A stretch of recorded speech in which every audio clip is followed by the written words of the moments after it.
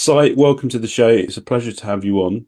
Please, can you start by telling everyone a little bit more about you, your background, and your professional experience, please? Um, Ryan, thanks for having me. So, background, I started off with a career in the military as a professional engineering officer after studying mechanical engineering, where we met actually, certainly within the student union and in the ski and snowboard club, where we went on a few holidays together. So that was great. And obviously now we come back here and we're so far on in terms of our friendship and our relationship and what we've done in life.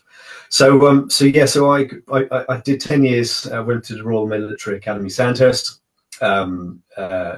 A whole year training academy, probably the most arduous year I've ever had in my life. I slept less that year than I ever have done since or before. So it was a tough year, and that prepared me for that career in the army. And I did various operations and over exercises during that time. So during that time, also the army is quite positive about professional sports people, and I was pretty good at snowboarding. And essentially, as far as I was aware, as far as I was concerned, snowboarding after university was pretty much it. You know, I dabbled, but I did it for my enjoyment. But it did turn out that I was actually pretty good, probably better than I thought. And after going to the Army Snowboard Championships, I ended up winning that.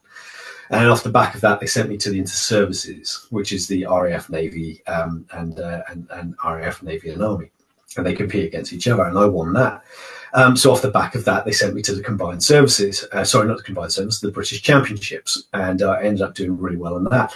And as a consequence, got selected for the GB snowboard team in snowboard cross. So snowboard cross is the one where four snowboarders race down a at the same time, round berms, over jumps. So really exciting stuff. And so we did. So I got invited along, and I'm like, this is great. I've got this invitation, but there's no possible way I can kind of escape a career in the army to go and do this. But then I was like, well, you know what?